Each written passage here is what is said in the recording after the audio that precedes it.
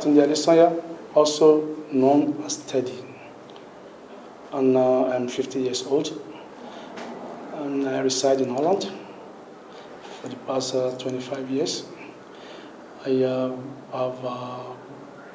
I schooled in Unilag as a biologist, and I further schooled in Holland, in the Universiteit Maastricht. And, I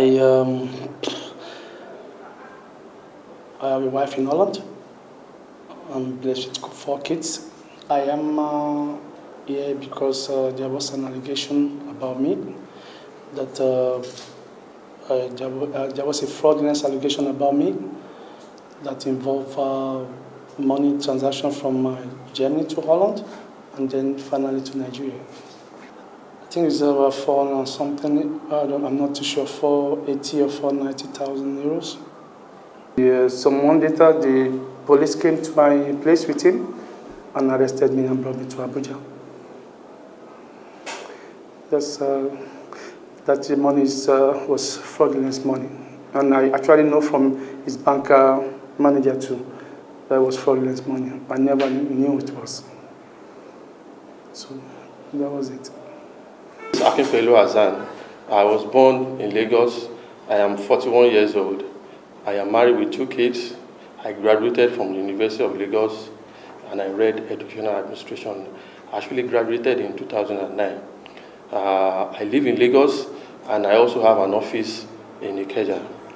I am the Chief Executive Officer of Musa Point Investment Nigeria Limited. I am actually an FX broker. I bring buyers and sellers of foreign exchange together and earn margin from the transaction.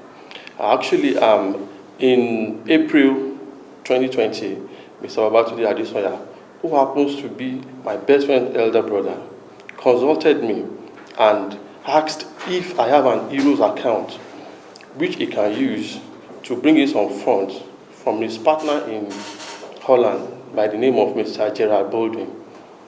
He said the funds are supposed to be for building of hotel and tourism center in Nigeria here. So I obliged him the account details, and 2 or 3 days later, I received payment slips in tranches, in 3 tranches, totaling 498,000 euros.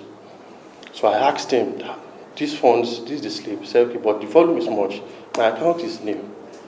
What are we going to do about it? He said the funds are clean, so we won't have any issues. So I believed in him. Later, the bank called me to come and explain what I know about this fund that is supposed to come into Musa Point investment account. So I got back to him and he gave me the details of the sender, the address, the name, and the purpose of the payments. In an email, I replied the bank just as he has given me the details.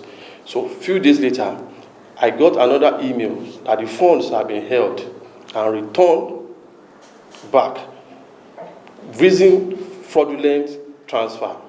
So but when I go back to him, he said, how can that be? That the funds are genuine, that I shouldn't have issues with this. He called the account officer, we spoke to the account officer together, and the account officer maintained that the funds have been returned, have been repatriated. So along the line, 3 days later, the bank sent me another mail. As a result of this transaction on my account, they're going to close my account. I now sent the bank an email stating my relationship with Mr. Babatunde Adesanya, what the funds were meant for, and at the end of the letter, I concluded that the account should be closed so that such fraudulent transaction will not take place on the account again, and that if they needed my assistance or explanation on these funds, I would make myself available. So that was how the account was closed. So August 15, men from the Nigerian Police Interpol department, they came to arrest me in Lagos. And when I came with them, they explained to me with documents explaining that the purpose of that fund was actually fraudulent and it was COVID-19 fraud face masks funds. That was how I got to know that the money was for COVID-19, and that's how I got to meet myself here.